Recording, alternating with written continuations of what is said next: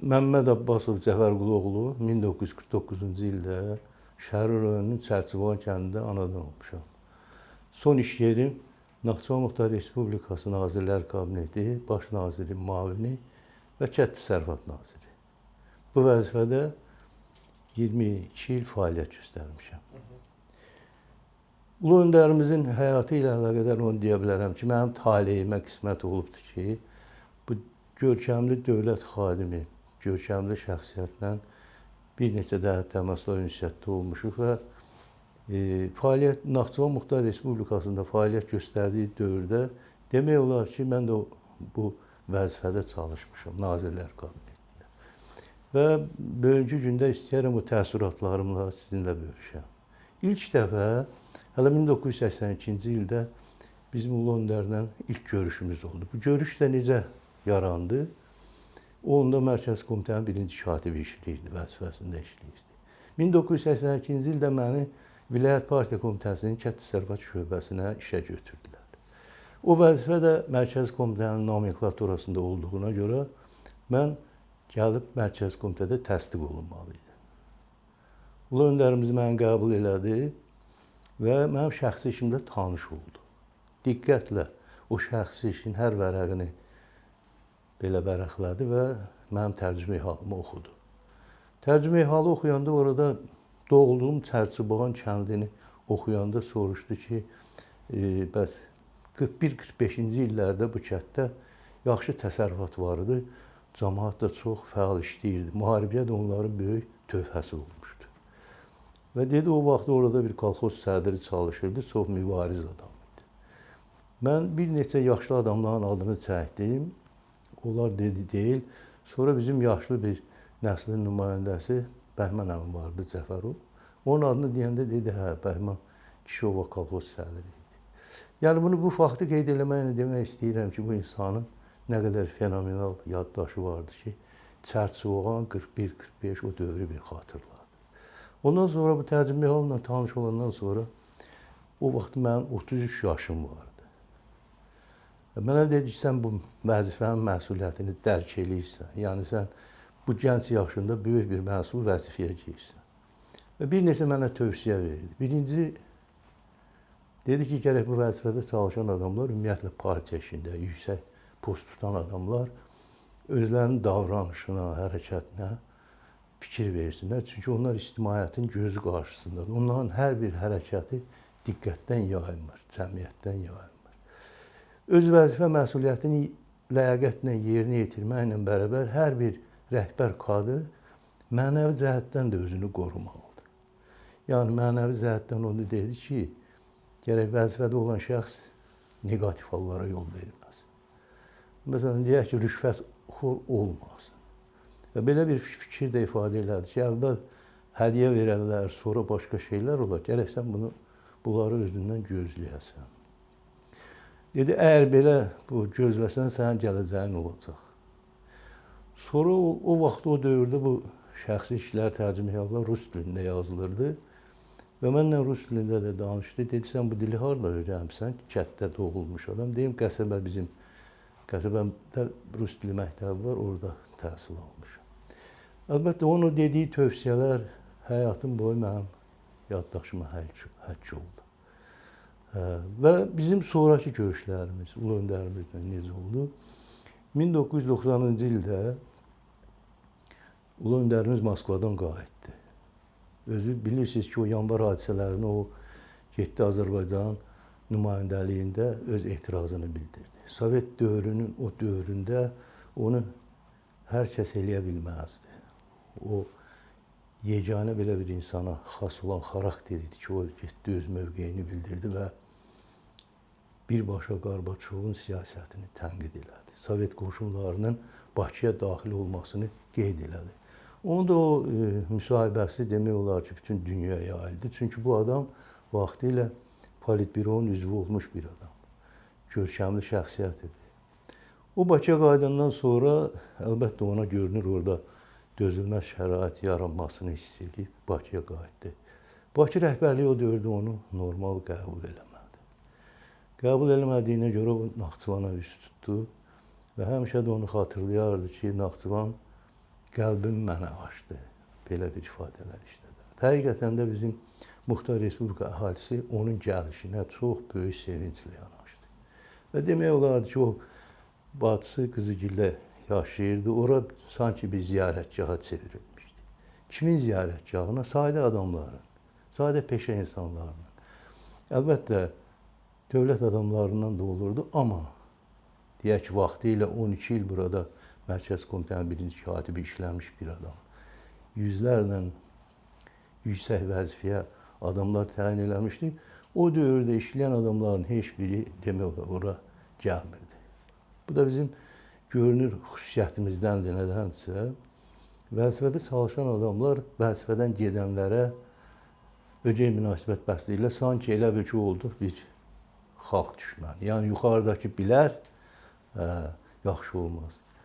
Əlbəttə, niyə burada yaxşı qəbul eləmədilər? Adətən mən keçdiyim həyat təcrübəsindən onu bilirəm ki, savadı, qabiliyyəti, istedadı, zəif olan adamlar yanında güclü adamı görmək istəmirlər. O baxımdan bu nəhəngi burada qəbul eləmədilər. Bəlkə də bu Naxçıvanın şansı idi. Çünki Naxçıvan o dövrdə ən kritik vəziyyətdə idi. Demək, bu cəmaət gəlirdi, onun evinə ziyarət edirdi və Şahbuz rayonuna da əvvəl getdi, sonra şəhərdə yaşayırdılar, şəhərə gəlib gedirdilər. Mən o vaxtı 88-91-ci illərdə Şəhər Rayon Partiya Komitəsinin birinci katibi vəzifəsində işləyirdim. Düşündüm ki, mən niyə getməyim bu kişini görməyə də? Vaxtilə neçə illər bundan qabaq mənə xeyir dua vermişdi vəzifəyə. Və bizim Babək rayonunun birinci katibi vardı, Əkbər müəllim Əliyev. Birlikdə getdik. Getdik onun qəbulunu, o bizi qəbul elədi. Sadə geyimdə, həyətdə. Dedi, xeyr ola, bu Qarboçovun adamları gəlib də bura. Zarafat yanı. Biz də dedik, ağsaqqalımızsınız, Qarboçov kimdir, gəlmişik. Və mən dedim ki, yoldaş Əliyev, bu Şəhər rayonu Muxtar Respublikanın ən böyük rayonudur. Demək olar, 3/2 qədər əhalisi var, ərazisi var.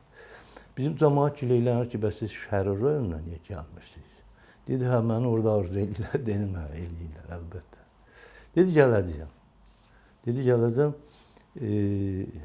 sizə də xəbərimiz çatar.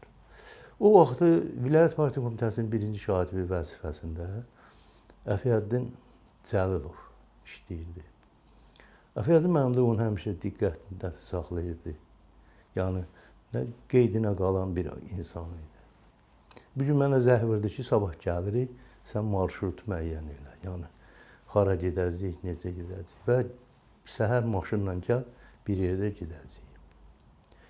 Səhər ertə mən gəldim, ondan əvvəl marşrutu müəyyən elədik. Gəldik, görüşdük. Demək olar, Əfiyəddin müəllimin maşınında biz əyləşdik. Yoldaş Əliyev, Əfiyəddin müəllim, qabaqda da mənə oturtdular.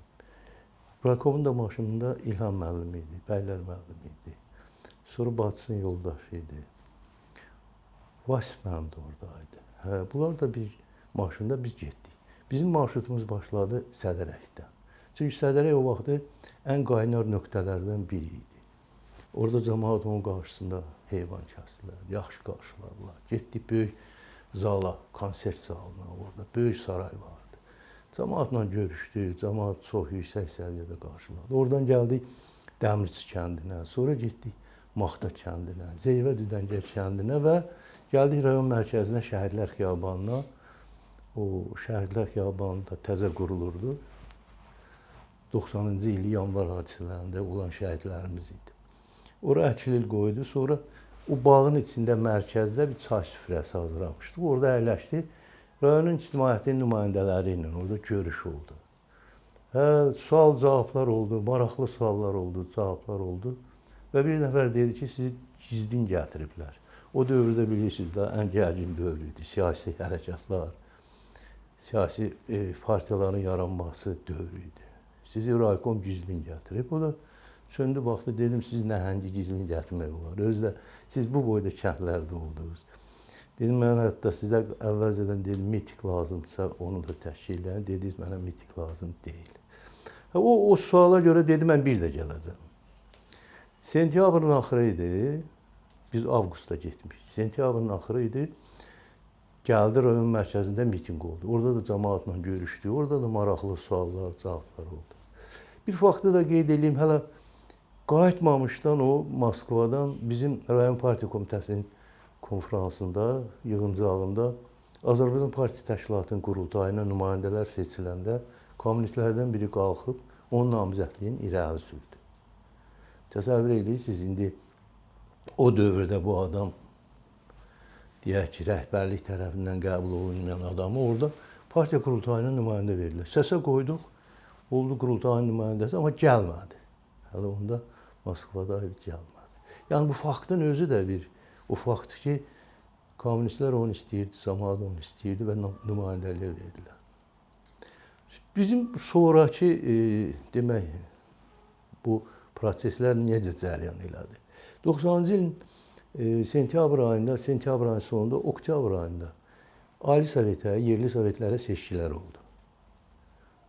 Əliyev, Yoldaş Əliyev deməli, həm Azərbaycan Ali Sovetinə, həm də Naxçıvan Muxtar Respublikası Ali Sovetinə deputat seçdilər.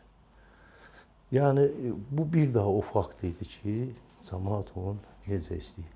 O dövrdə Mərkəzi Komitədə çalışmış bir sıra adamlar da vardı.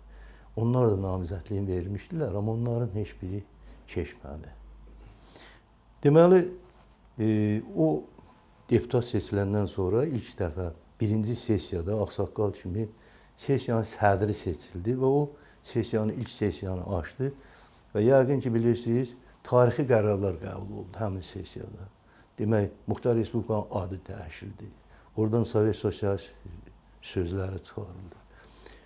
Dövlətimizin atributları olan bayrağımız orada qəbul oldu. Yəni, tarixi o hadisələr oldu. Onun da demək olar təşəbbüskarı elə oldu. Sonra biz fevral 1991-ci ildə gəldik Bakıya. Bakıda da demək, ilk parlamentin iclası oldu, yeni heyətin. Təsəvvür eləyin ki, vaxtı ilə işləmiş adam, hörmətli adam, vaxtı ilə bundan işləyən adamlar o sessiyada onu demək olar ki, əksəriyyəti ona yaxınlaşmağa ehtiyat edirdilər. Düzdür, var idi şəxsiyyətlər, yazıçılardan, şairlərdən, sonra keçmiş qadın rəhbərçilərdən yanaşırdılar, görüşürdülər. Yəni, o soyuq münasibəti orada hiss elədi. Sonra bu çıxışlarda o da yazıldı, çıxışa Qarabağa münasibətini bildirdi. Qarabağa da münasibəti oldu ki, Qarabağ demək olar ki, əldən gedibdir, gərək çalışaq, bu məsələlər öz yerini tapsın. Əvvəlcədən hazırlanmış ssenari üzrə bu kişiyə qarşı orada hörmətsizlik elədilər, rəhbərə qarşı hörmətsizlik elədilər. Və o da hiss eləyirdi onu, bilirdi onu. Özünün psixoloji cəhətdən də hazırlanmışdı. Çünki o çox böyük iradəli adam idi. O barədə heç danışmağa dəyməz. Amma o səhnənin biz şahidi olduq. Biz o biabırçı səhnənin şahidi olduq. Çox təəssüflər olsun, onu təşkil edən adamlardan böyük məsələn parlamentdə çalışan deputatlar var. Yəni sifətləri onda elə, bunda belə. Bu da bizim görünür xarakterimizdə olan bir cəhətdir. O sessiyadan sonra Naxçıvanda, ümumiyyətlə ölkəmizdə, SSR-də, o vaxt ölkəmizdə bir tarixi bir hadisə də oldu. O hadisə də SSR-i dağılırdı. Onun yuxarısında olan rəhbərlik qərara gəldi ki, bir fövqəladə vəziyyət yaratsın və bu hərəkatlara qarşı mübarizə aparsınlar. QKÇP 19 avqust oldu. O da baş tutmayandan sonra demək olar ki, partiya təmiz nüfuzunu itirdi və Muxtar Respublikada fövqəladə sessiya çağırıldı. Avqustun 26-sı ya 20-ci. O sessiyada rəhbər orqanların fəaliyyəti donduruldu, buraxıldı. Vilayət Partiya Komitəsinin, Nazirlər Kabinetinin, Vilayət Komsomol Təşkilatının, həmkarların və o vəzifədə olanların hamısına sessiya qərar verdi ki, bunlar hamısı fəaliyyət, yəni buna hüququ yoxdur, fəaliyyət göstərsin. Elə bir məqamda Muxtar Respublikada bir növ xaos yaranırdı. Hakimiyyətsizlik vəziyyəti yaranırdı. Və hamı narahat idi ki, bəs kim olacaq Ali Sovetin sədri? 3 sentyabrda sessiya çağırıldı və sessiyada əsasən yekdilli ilə Yoldaş Əliyev oldu Muxtar Respublika Ali Məclisinin sədri ayın 3-də. O vaxt o siyasi qurumların, siyasi təşkilatların fəaliyyətini tənzim eləmək üçün o çalışırdı ki, həmrəylik olsun. O baxımdan özünə 2 nəfər müavin Xalq Cəbhəsinin üzvlərindən götürdü. Sonra hökumətin qurulmasında, Muxtar Respublika hökumətinin qurulmasında baş naziri Xalq Cəbhəsindən, 2 baş nazirin müavini də kommunistlərdən təklifini verdi, hökumət o rəhbərliklə quruldu. Həmin baş nazirin birinci müavinlərindən də biri mən idim. Yəni, mən də o tərkibə verdim. Beləliklə bizim işgüzar fəaliyyətimizdə, birgə fəaliyyətimizdə 91-ci ilin sentyabrından başladı. Heydər Əliyevin o vəzifəyə gəlməsi Muxtar Respublika əhalisində bir rahatlıq yaratdı. O rahatlıq nə idi? Hamını dəhşət bürümüşdü ki, bu anklav şəraitində olan bu ərazi Muxtar Respublika. Bir tərəfdə ermənilər, bir tərəfdə İran İslam Respublikası, Türkiyə. İkisi bizə nətərdir, yaxın olan dövlət olsa da, amma bir tərəfdə müharibə gedir. O vaxta qədər də sədərəkdə döyüşlər olmuşdu, şəhidlər olmuşdu. Yəni, Ermənistanla qonşu kəndlərdə həmişə toqquşmalar olardı. Kərki kəndi artıq o vaxtda işğal olunmuşdu. Yəni, hamı narahat idi ki, bəs kim olacaq rəhbər? Bunun gəlişi hamıya rahatlıq gətirdi ki, bu adam böyük dövlət xadimidir. Və onun sonraki fəaliyyətində də o özünü biruza verdi, o dövlət xadimliyi. Məsələn, nələr oldu? 92-ci ildə onu Türkiyənin baş naziri Süleyman Dəmirəl dəvət elədi. Getdi, orada protokol imzalandı. Türkiyə Respublikası öhdəsində götürdü ki, 100 milyon dollar Naxçıvana kredit ayırsın. Sonra o vaxtı İran İslam Respublikasının prezidenti Rəfsanjani öz təyyarəsini, ona aid olan təyyarəsini göndərdi, İrana səfər etdi. Orada da protokol imzalandı. Məsələn, Türkiyə Respublikasının o protokolunda 1 milyon dəyərində kənd təsərrüfatına da yardım verildi. Bu yardım da vasitələr, bu kənd təsərrüfatına ehtiyac olan vasitələr idi. İran İslam Respublikası ilə bağlanılan müqavilədə həm elektrik enerjisinin verilməsi, həm də Türkiyədən verilməsi, həm də iqtisadiyyatın ayrı-ayrı sahələri ilə Türkiyə ilə İranla bu münasibətlərin yaranması şəraiti yarandı. Məsələn, mən sizə bir fakt gətirim. Bizim Muxtar Respublika blokadaya düşəndən sonra tamamilə düşdü aprel 94-cü ildə. Üzr istəyirəm. Aprel 92-ci ildə. Tamamilə dəmir yolu bağlandı. Bizim bütün kommunikasiyalar bağlandı. Elektrik enerjisi, qaz Ermənistan ərazisindən keçirdi. Bunlar bağlandı. Bir Arazdan, Qeysdən bir 20 megawatt gücündə olan o işləyirdi. O da həyati vacib olan yerlərə, xəstəxanaya, aeroporta xidmət edirdi. İranla Türkiyə bizim o təminatdan heç olmasa 70%-ni o dövrdə təmin elədi. Yaxud, məsələn, mən sizə deyim, o 100 milyon dollar dəyərində kreditdən 20 milyonu Muxtar Respublikaya ərzaq gətirildi o dəyərdə. Və inandırıram sizi ki, o ərzaq gəlməsəydi orada aclıq da ola bilərdi. Bu iki ölkə ilə belə əməkdaşlıq yarandı. Sadə bir vəzifə sahibi olan adam olsaydı, ora nə Türkiyə, nə də İran dəvət etməzdi. Onun o görkəmli şəxsiyyət olması, onun keçdiyi həyat yolu o dövlətlər üçün də maraqlı idi ki, həm tanış olsunlar, həm də əməkdaşlıq etməsinlər. Beləcə Muxtar Respublikada iqtisadiyyat fəaliyyət göstərməyə başladı. Məsələn, deyək ki, Milli Ordunun ilk o təməli deyərdim ki, Naxçıvanda quruldu.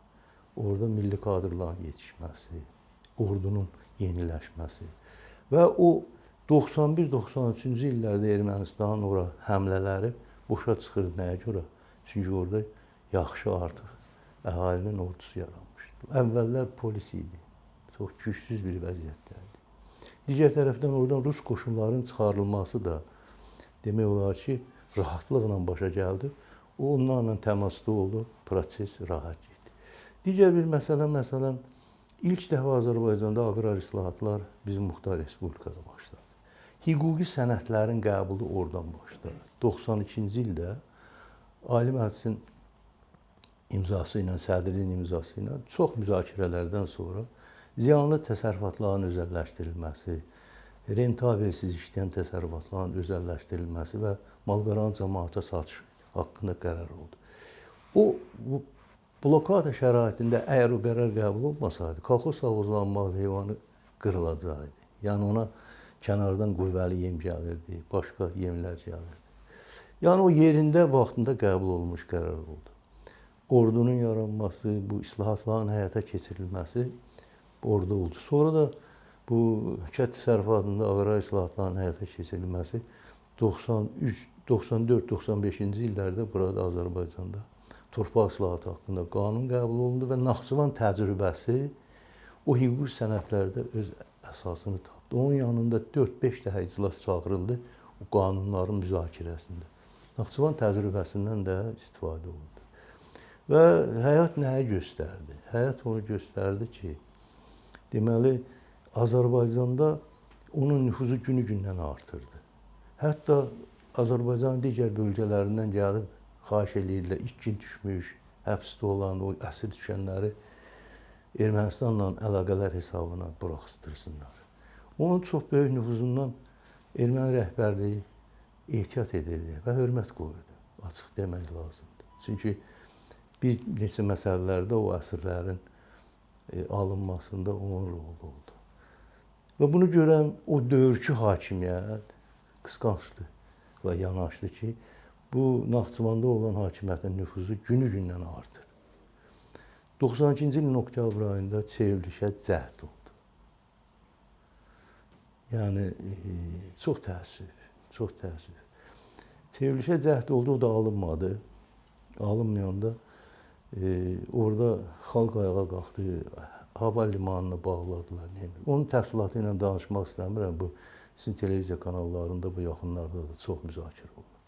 Yəni, özümüzünkilər istədilər Naxçıvan hakimiyyətini boğsunlar, alınmadı. Sonra 93-cü ildə Gəncə hadisələri, Azərbaycanda olan rəhbərliyin iflic vəziyyətinə düşməsi, onları məcbur elədi və xalq da təsir elədi. 93-cü ilin iyun ayında dəvət elədilər Bakıya. Dəvət elədi, o birdən-birə razılıq vermədi. Və sonra 3 gün, 4 gün danışıqlardan sonra deməli, prezidentin təyyarəsi gəlmişdi. Onunla yola düşəndə də cəmaatla vidalaşdı. Dedi, ola bilər mən qayıdacağam, gedirəm, dəvət eləyirəm. Təyyarədə mənim də taleyimə düşdü, mən də onunla bərabər gəldim. Deməli, Şəmsəddin müəllim idi, Xan Babayev baş nazir, Rəsul müəllim idi. Sonra o mühafizəsi idi, Bəylər müəllim idi. Bir İran üstündən gəldik. Sonraki hadisələr də sizə məlumdur.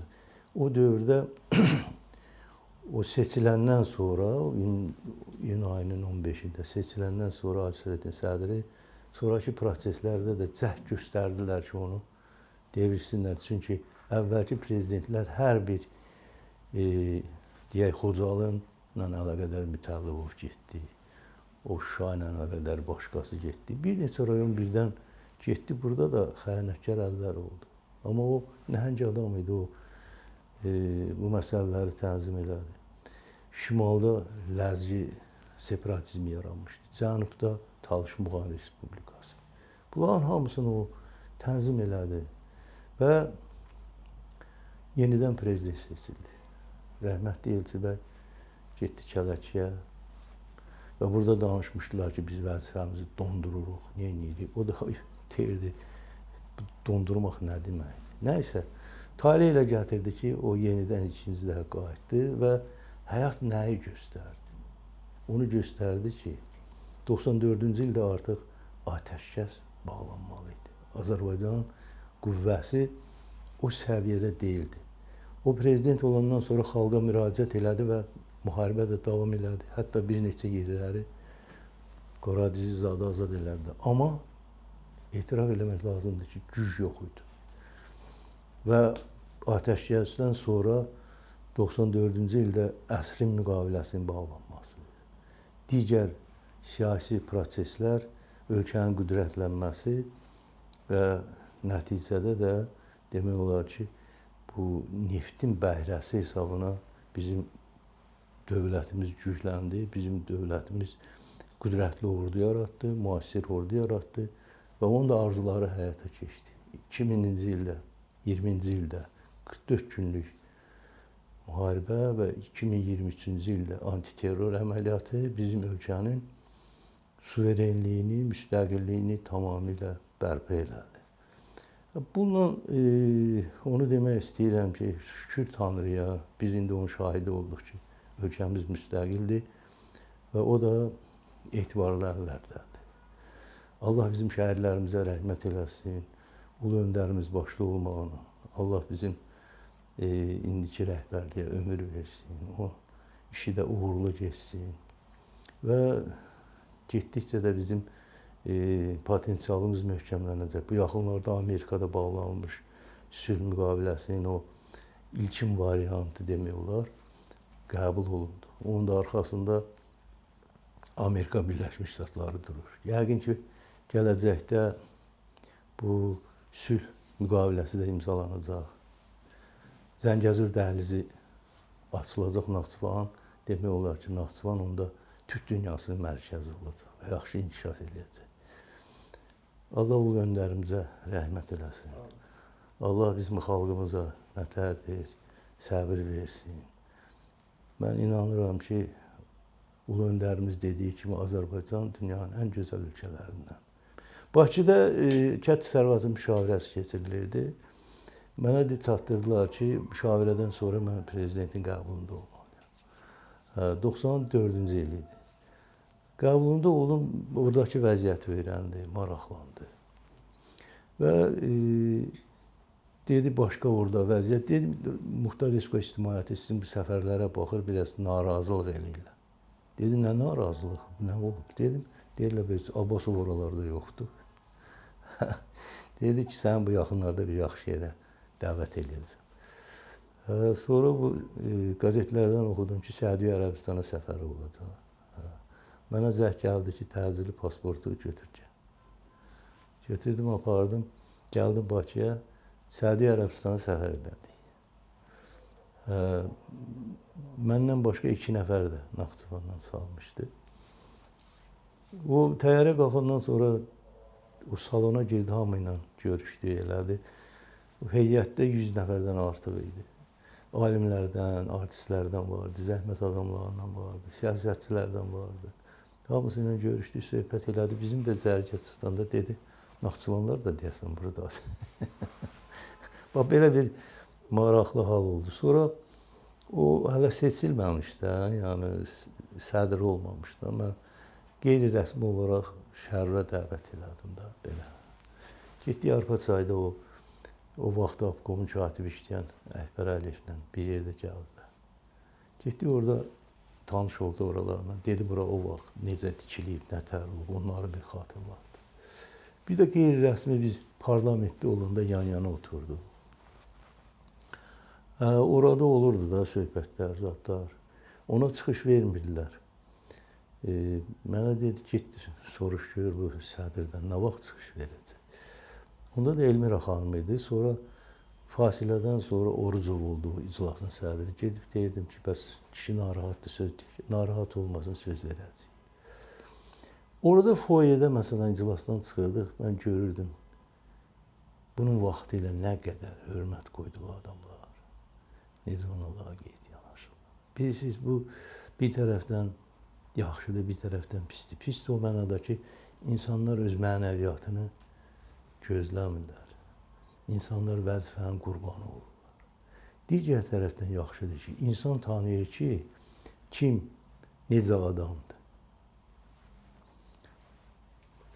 Mənim özümün də şəxsi həyatında o faktla rastlaşdım.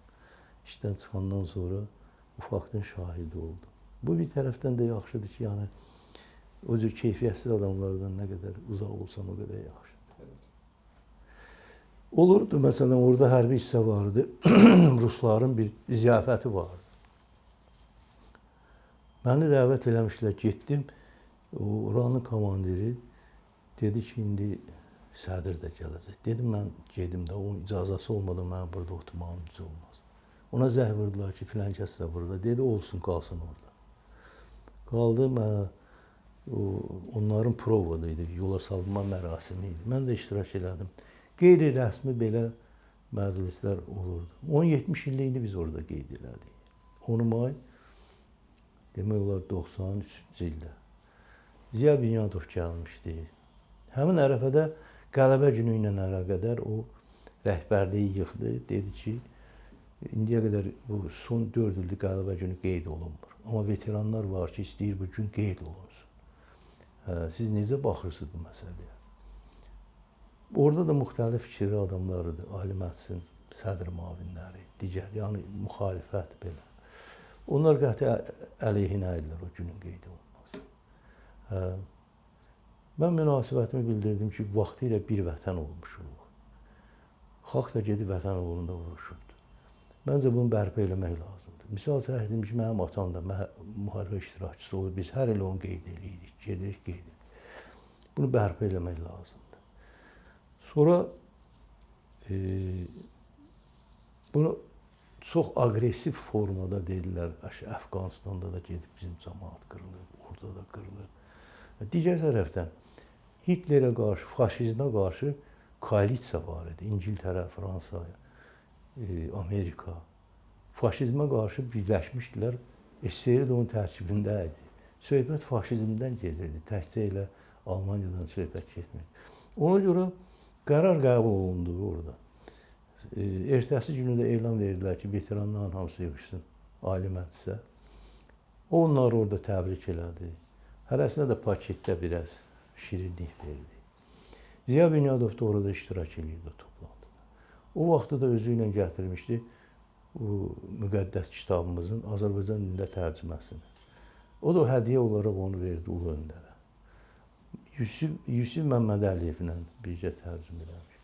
Sonra da ertəsi günü o 70 yaş tamam olanda balaca bir yerdə qonaq evində onu qeyd elədik. O istəmirdi qeyd olunsun. Deyirdi, mən heç vaxt ad günü qeyd eləməmişəm. Amma təkid olundu, o da razılıq verdi.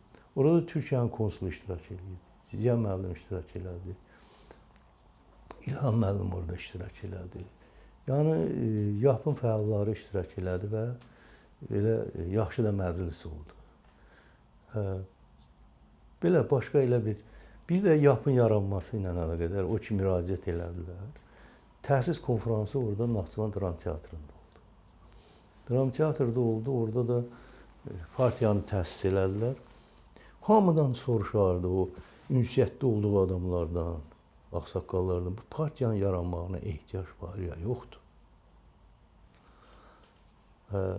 Mən böyük adamzad deyildim. İndi deyək, söz əsnasında söz düşdü. Dedim, hökmən yaranmalıdır, çünki Komünist Partiyası öz nüfuzunu itirib. Xalq cəhbəsi indi hakimiyyətdədir, baxırıq nə vəziyyətdədir. Cəmiyyətdə bir vakum yaranır. Boşluq da olmalıdır. Onu da elə bir rəhbər adam idarə eləməlidir ki, onun nüfuzu olsun. Sizi bunu yaratmaq və bunu rəhbərlik eləmək çox yaxşı olar. Yəni, orada təsis olundu Yeni Azərbaycan Partiyası, 50 nəfər də siyasi şuranın üzvü orada seçildi. Partiya da özünü gələcəkdə göstərdi. Amma Komünist Partiyasının aqibəti olmasın deyə gərək partiya öz sıralarında götürdüyü adamların mənəviyyatını, əqidəsini, sınaqdan keçməsini yoxlayır. Çünki bu günləri bizim ölkədə elə bir vəziyyət var ki, görürsən kimi çıxardılar, nələr olur, necə olur, nə qədər antikorrupsiya qarşı mübarizə geçsə də çox negativ hallar olur. Onlar kimdir? Onlar da o partiyanın üzvlərindəndir. Gərək kadrın seçilib yerləşdirilməsində o kişinin tövsiyə elədiyi ki, mənəviyyat, əqidə birinci növbədə nəzərdə tutulur. Bax, o da o yapın yaradıcısı kimi, başında duran bir insan kimi o partiyanın yaranmasında və fəaliyyət göstərməsində böyük rol oldu. Mən inanıram ki, rəhbərlik bundan sonra da indi deyək ki, müharibə baş qatmışdı, vəziyyət ağır idi. İndi bundan sonra bu daxili iqtisadi vəziyyətə daha çox diqqət yetiriləcək və hər şey yəqin ki, yaxşı olar. Qarabağda indi quruculuq işləri gedir. Bütün rayonlar yenidən yaranır, yollar çəkilir. Nə qədər elektrik stansiyaları, nə qədər su anbarları və s. və s. və s. Əlbəttə, bunların da hamısı iqtisadiyyata bağlı məsələdir. Şükür Allaha, qarşıda böyük perspektivlər var. Biz də onun şahidi oluruq. Bax, bu da o əlavə fikirlər ki, hansı ki, əvvəl deməmişdim. Bu da mənim özəl fikrimdir. Bəlkə bu fikirlə razılaşmayan da olar, bəlkə mənim fikirlərim də səhv olar. Amma ümumilikdə Tanrı göydə, aşağıda da kişi qardaş qırğınının qarşısını aldı. Ölkəni birləşdirdi, vətəndaş müharibəsinin qarşısını aldı. Naxçıvanı da ümumiyyətlə qurtardı. Çünki ermənilərin bir vəzifəsi də oydu ki, Naxçıvanı da əldə eləsin.